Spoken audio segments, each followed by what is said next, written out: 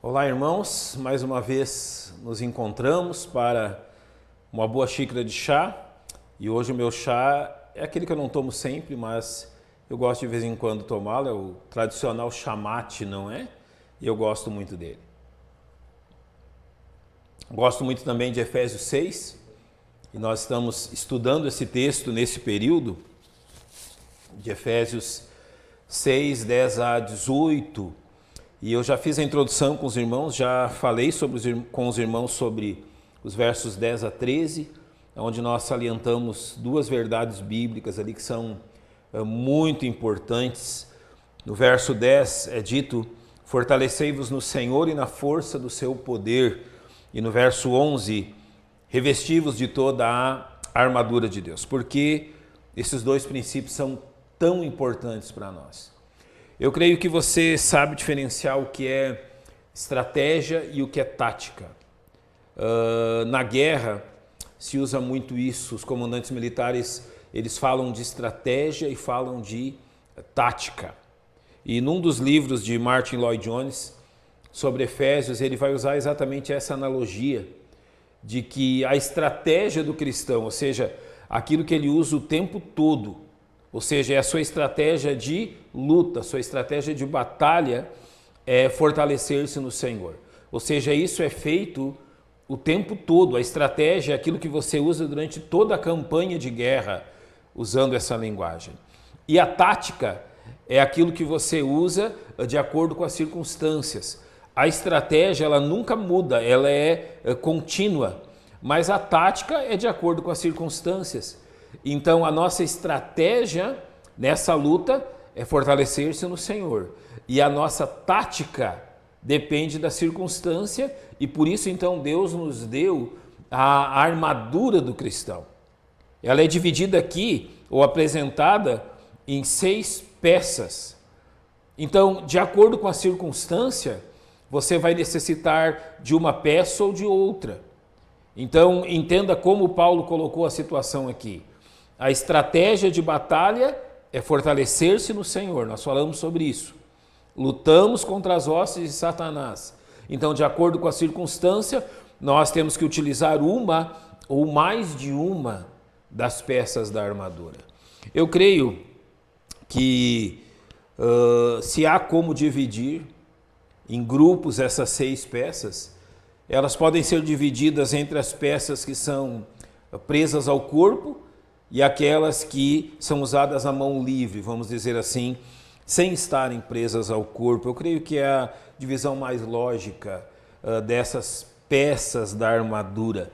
Mas há algo aqui que eu devo dizer e que é de suma importância, é que a ordem que essas peças são apresentadas, a ordem que Paulo coloca a apresentação dessas peças, ela é de suma importância. Ou seja, não é o acaso, ele não as mencionou ao acaso, mas a ordem que ele as apresenta são uma ordem de muita importância para esta questão da armadura do cristão. E nós vamos começar falando pela primeira peça que ele cita no verso 14, Efésios 6,14. Eu creio que você pode abrir sua Bíblia junto comigo. A Bíblia diz: estais, pois, firmes, tendo cingido os vossos lombos com a verdade. Os lombos aqui são a região da cintura e cingidos aponta exatamente para aquilo que o soldado romano, que Paulo conhecia tão bem a figura, não é? Paulo ficou muito tempo preso, anos preso em Roma, em Cesareia, e ele conhecia muito bem a figura do soldado romano. Havia momentos que soldados eram literalmente amarrados, ligados a ele, não é? Um à direita, outro à esquerda, outro que em Roma ficou junto com ele na casa onde ele estava. Então ele sabia muito bem como era a armadura do soldado romano.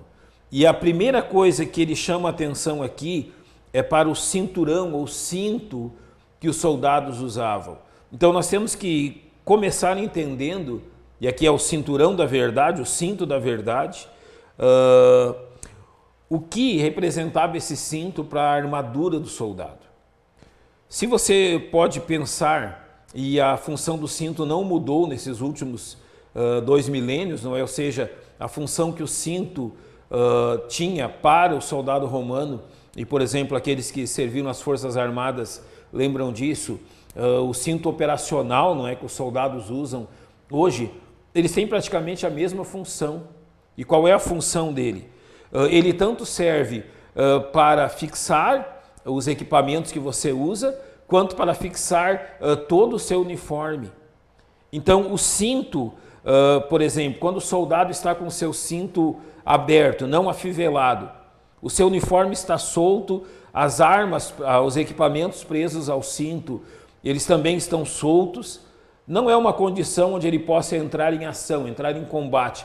Se o cinto estiver solto, todo o equipamento está solto, seu uniforme não está ligado, não está firme no corpo, e vai ser difícil. O seu uniforme e os equipamentos vão atrapalhar toda a sua ação. Mas é muito fácil saber quando o soldado ele está em ação, é porque ele está cingido, o seu cinto está afivelado. Então todo o equipamento está no lugar e todo o uniforme, todo o restante do uniforme também está no lugar.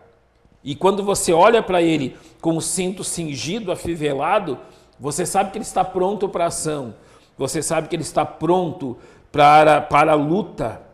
Então a primeira coisa que Paulo diz é cingindo-vos com a verdade, ou seja, colocando o cinto da verdade, mostrando que você está pronto para a ação e mostrando que o seu uniforme, que o seu equipamento está todo no lugar, nada vai servir de atrapalho para todas as funções que você tem nessa batalha. Então, cingir-se do cinto da verdade, aqui, coloca a ideia exatamente de você estar em vigilância e em ação. Por exemplo, Lucas 12:35 diz: estejam cingidos os vossos lombos e acesas as vossas cadeias. Aqui então, esse mesmo contexto de vigilância e de ação é aquilo que tem sido colocado e que é importantíssimo nós entendermos sobre a questão desse cinturão.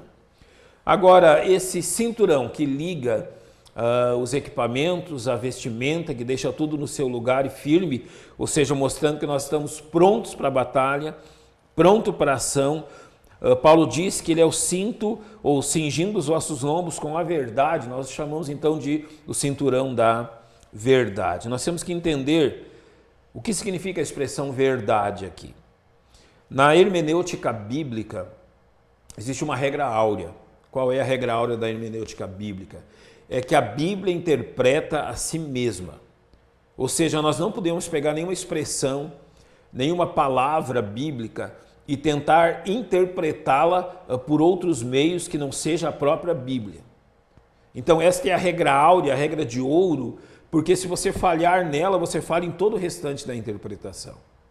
Então, além dessa regra áurea, existe a primeira regra hermenêutica que diz que as palavras ou expressões precisam ser usadas no seu contexto usual e comum, ou seja, como as pessoas do tempo, quando foi escrito aquele texto, usavam essa palavra. Então, para nós entendermos o que significa a palavra verdade aqui, é preciso nos voltarmos às Escrituras e entender como essa palavra era usada naquele período. Eu vou usar 2 textos que o Senhor Jesus usa a palavra verdade, e isso vai tornar simples de nós entendermos o que significa a palavra verdade e esse cingindo-vos com a verdade. Primeiro texto, João 8:32, Jesus diz: e conhecereis a verdade, e a verdade vos libertará. Então Jesus diz aqui que a verdade é algo que pode ser conhecido, e a verdade é algo que liberta a nossa vida. É interessante, dentro desse contexto histórico aqui dessa frase de Jesus, nós entendemos aquilo que aconteceu durante seu ministério. Os fariseus e os escribas, eles tinham algo que, por exemplo, Mateus vai chamar de tradição. E o que era a tradição dos escribas e fariseus? Eles haviam acrescentado à lei, aos princípios da lei de Moisés, princípios próprios deles, questões que eles entenderam que devia ser obedecido daquela forma. Você pode, por exemplo, tomar Mateus 5. Jesus vai dizer assim: ouvistes o que foi dito pelos antigos. Essa expressão, ouvistes o que os antigos ensinavam, ouvistes o que os rabinos ensinavam. Mas Jesus diz: eu, porém, vos digo. E esse eu, porém, é quem? Jesus está dizendo: os rabinos ensinavam assim, mas eu, o autor da lei, digo que isso significa assim, assim, assim. Então, quando Jesus diz: conhecereis a verdade vos libertará, ele está se referindo ao quê? Não ao ensino dos escribas e fariseus, mas o ensino dele. Aquilo que Jesus estava ensinando. Conhecereis o que eu vos ensino, e aquilo que eu vos ensino vos libertará. E como nós chamamos esse conjunto de ensinos do Senhor Jesus Cristo? Nós chamamos de doutrina. A sã doutrina, o conjunto sistemático dos ensinos de Cristo. Ele vai usar essa expressão novamente no capítulo 17, verso 17, quando ele diz: santifica-os na tua verdade, a tua palavra é a verdade. Agora ele torna ainda mais contundente a questão: a tua palavra é a verdade. E Jesus disse que ele ensinou tudo aquilo que o Pai lhe mandou que ensinasse. Então ele diz aqui que esses ensinos dele são a verdade. Então, quando nós somos chamados a cingir os vossos lombos com a verdade, ele está dizendo: olha, vocês têm que ligar todo o equipamento, todo o uniforme, ou seja, aquilo que vocês são como cristãos, precisa ser ligado pela verdade. Se você não estiver cingido pela verdade, todo o resto se perde. É inadmissível um soldado entrar em batalha se o seu cinto não estiver cingido, não estiver afivelado, o seu uniforme ligado por esse cinto, firmado por esse cinto e o seu equipamento todo no lugar. Ele é uma presa fácil, ele vai ferir-se a si mesmo, ele não vai ter uma locomoção boa. Então, da mesma forma, o soldado cristão, se não é a verdade que liga tudo em sua vida, ele é uma presa fácil. Ele não resiste à batalha se não for a verdade aquilo que liga todos os pontos da sua vida e de quem ele é. 1 Pedro 1,13 diz: cingindo os lombos do vosso entendimento. Ele usa aqui a mesma expressão, né? Praticamente as mesmas palavras, mas eu quero focar nessa questão que ele diz do vosso entendimento. Como que nós tomamos percepção da verdade? Através do nosso raciocínio, do nosso entendimento. Nós primeiro a compreendemos, ela é lançada à nossa razão. Então o Espírito Santo nos convence da verdade. Então, irmãos, é preciso que nós tomemos exatamente isso. A verdade, cingir-se da verdade, estar alicerçado na verdade, é a questão mais importante na batalha do cristão. Porque se não for a verdade, ou seja, o ensinamento de Cristo, aquilo que ele nos deixou, o ensinamento bíblico para a igreja, a partir dos escritos dos apóstolos e profetas, como Efésios 2,20 vai dizer, se nós não estivermos firmados nisso, nós não temos realmente condições de combater. Apenas a verdade do Evangelho, a verdade de Cristo, pode nos dar realmente condições de entrar nessa batalha. Então, cingir-se com esse cinto da verdade, permitir que ela ligue todas as outras questões, é aquilo que é essencial. Então, nós temos que observar por que isso é tão importante. Afinal, por que estar certo da verdade e me cingir dela é tão importante? Eu vou citar um texto de Mateus 7,15, quando o Senhor Jesus ele nos fala algo de suma importância. Ele diz: acautelai-vos, porém, dos falsos profetas, que vêm até vós vestidos como ovelhas, mas interiormente são lobos devoradores. Nós falamos no vídeo Contra Quem Lutamos que o nosso inimigo é Satanás, que ele está pronto a usar as suas astutas ciladas contra nós a fim de nos destruir. Pois bem, uma das principais, ou a principal, astuta cilada de Satanás, diz respeito aos falsos ensinos. Se Satanás puder introduzir falsos ensinos na vida da igreja e dos cristãos, ele estará impedindo o crescimento deles e colaborando firmemente para que, além de não progredirem, eles se tornem alvos fáceis dos seus ardis. Além daquilo que Jesus falou, e ele foi claro, há falsos profetas, como as falsas doutrinas adentram, através de falsos mestres, que não vêm até nós vestidos como falsos mestres, mas como ovelhas. Se parecem com ovelhas, agem como ovelhas, falam como ovelhas, oram como ovelhas, e talvez seja um tipo de ovelha que as demais verdadeiras ovelhas sempre sonharam ser. Mas não, interiormente, são lobos que devoram, como Satanás é um leão pronto a nos tragar, e os seus servos também.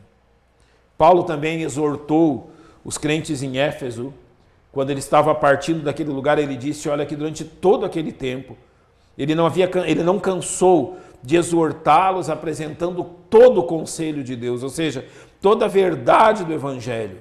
E ele dá no verso 29 a razão por que ele fez isso. Ele diz, porque eu sei isto, que depois da minha partida entrarão no meio de vós lobos cruéis, que não pouparão o rebanho. Paulo disse, olha, eu sei o que vai acontecer a partir daqui. Eu sei o que vai significar isso. E o que acontecerá é que lobos cruéis, novamente a expressão aqui de alguém que devora, que destrói, ele vai adentrar ao meio do rebanho como ovelhas, mesmo sentido de Jesus. Paulo não cita aqui, mas é a mesma questão. Entrarão no meio de vós e não pouparão o rebanho. E Paulo escreve a Timóteo mostrando como isso aconteceria. Capítulo 4, verso 1 de 1 Timóteo.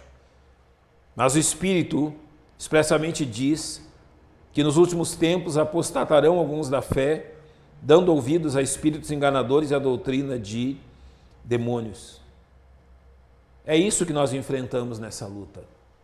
Satanás, nas suas astutas ciladas, ele quer tirar a verdade bíblica da mente dos crentes e quer introduzir doutrinas de espíritos enganadores, doutrinas demoníacas.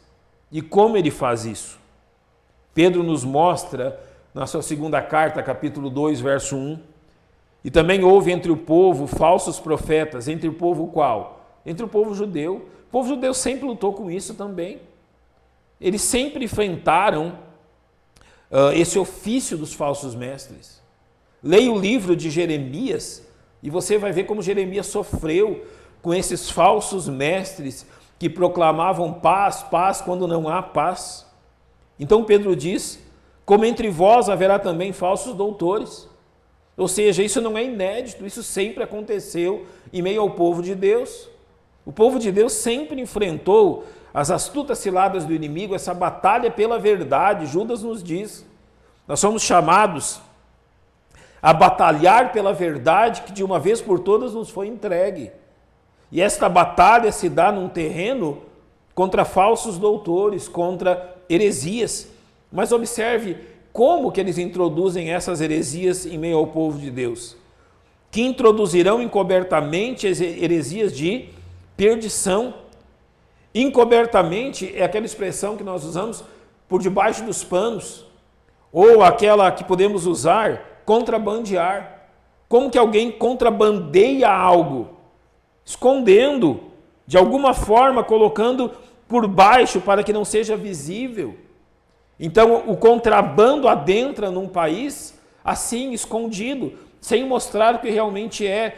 Por fora há um caminhão de cereais, mas lá no meio dos cereais todo tipo de contrabando. Como que Satanás tem usado o mesmo princípio para com os crentes e para com a igreja? Ele tem contrabandeado heresias, mas não com cara de heresia, com cara de algo saudável. E qual é a principal porta que as astutas ciladas do diabo têm usado para fazer isso? A chamada música cristã. Sabe como que as astutas ciladas do inimigo têm nos desviado da verdade, fazendo com que cantemos coisas que não são verdade?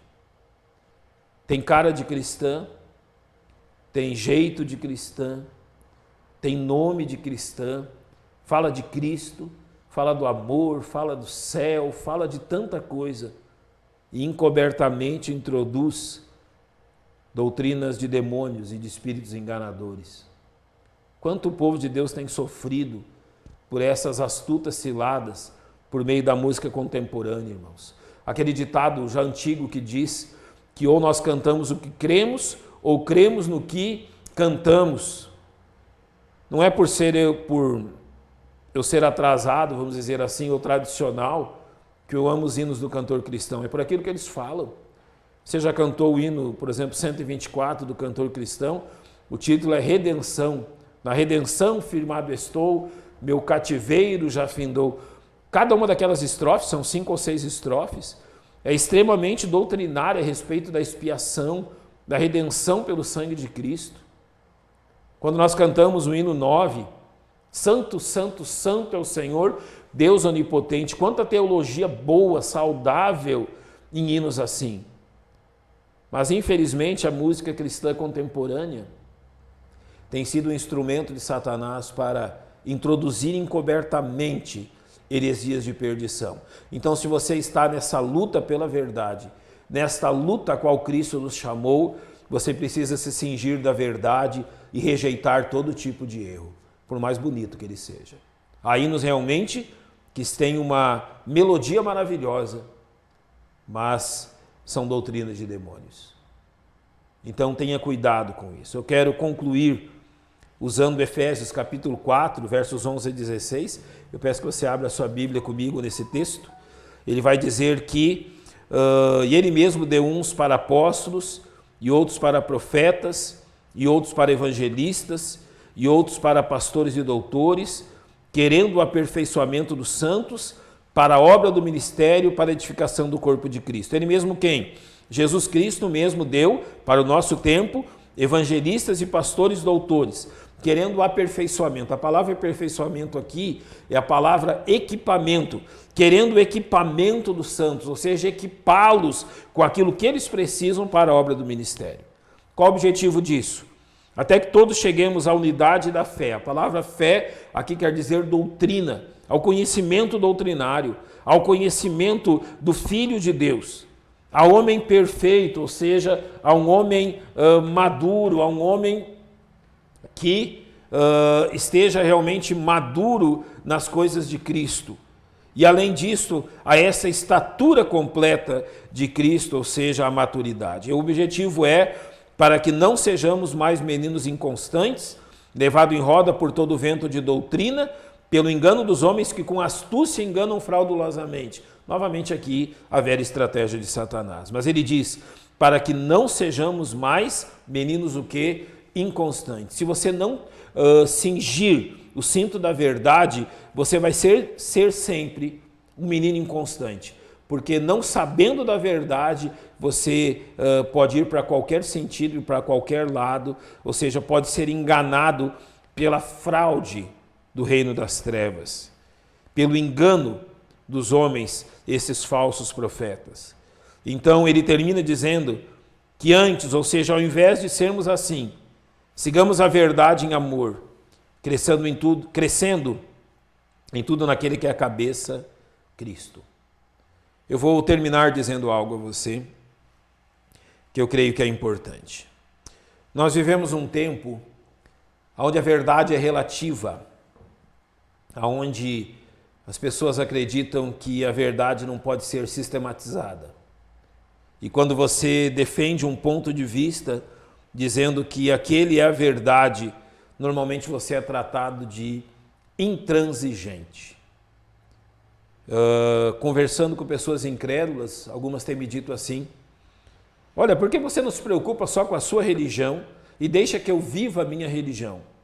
Ou você está achando que apenas você está certo? Nós somos atacados dessa forma.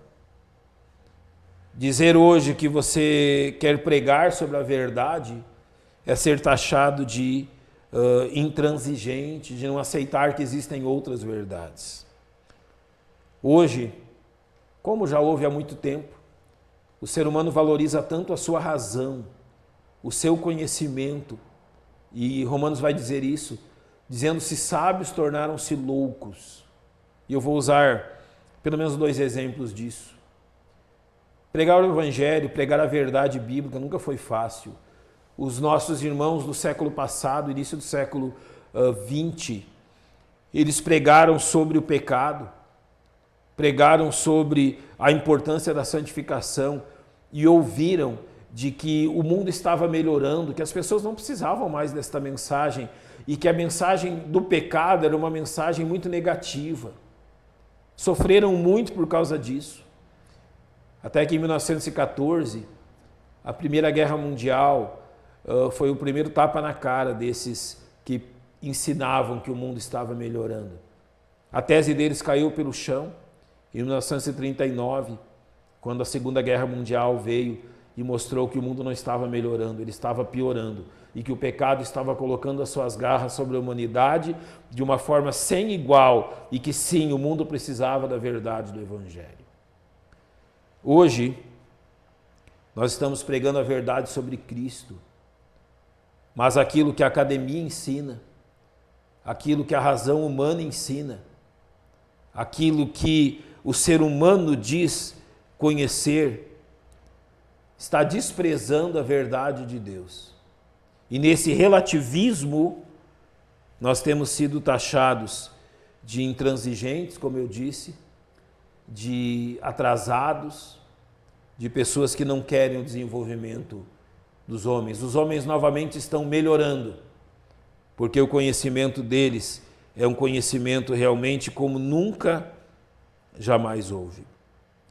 Você vai ser um criador de divisões, alguém que busca dividir quando você quer pregar a verdade e será taxado de todos esses pronomes. Mas a Bíblia nos manda cingir-nos da verdade. E o que é a verdade? 1 Coríntios 15, eu vou usar como exemplo, diz: Cristo morreu pelos nossos pecados, segundo as Escrituras. Foi sepultado e ressuscitou ao 3º dia, segundo as Escrituras. Isso é um resumo do Evangelho, um resumo perfeito do Evangelho. Se você vai estar nesta luta, você precisa se cingir da verdade e não se afastar dela. O valor do sacrifício de Cristo pelos nossos pecados é uma verdade da qual nós não abrimos mão. Se as pessoas nos chamam intransigentes ou não, a escolha é delas. Mas nós não nos afastamos da verdade. Se você deseja lutar essa luta, cingir-se com o cinto da verdade é essencial. O que eu posso lhe dizer? Leia a Bíblia. Tenha cada dia mais conhecimento doutrinário. Saiba corresponder com sabedoria àquele que pedir razão da sua fé em Cristo. A fé em Cristo ela não é separada da razão. Ela é dirigida à razão, porque ela nos convence que ela é a verdade. Quanto ao pensamento dos homens, quando Jesus veio, estava no auge do pensamento dos filósofos gregos. Eles já haviam escrito suas grandes obras. E quando Jesus veio com este novo ensinamento, não é que não era novo, já estava refletido nas páginas do Velho Testamento, eles atacaram não só Jesus, como os apóstolos, os discípulos, como eles vinham com esta verdade, que não era a verdade que eles criam naqueles tempos. Pois a verdade de Jesus Cristo continua de pé, e a mensagem dos filósofos mostrou-se uma falácia, como sempre foi. Hoje, a sabedoria humana quer dizer que está certa, mas como sempre foi, ela em breve cairá e desmoronará. A verdade de Deus, a palavra de Deus permanece para sempre. Ela é dirigida à nossa razão, nos convencendo disso, da loucura do homem e da sabedoria de Deus. Se cinja da verdade, não tenha vergonha disso. Nós estamos numa batalha, e se a verdade não estiver como aquilo que liga tudo em nós, nós não teremos forças. Então siga a verdade. Jesus Cristo é a verdade e graças a Deus por tudo que tem feito por nós.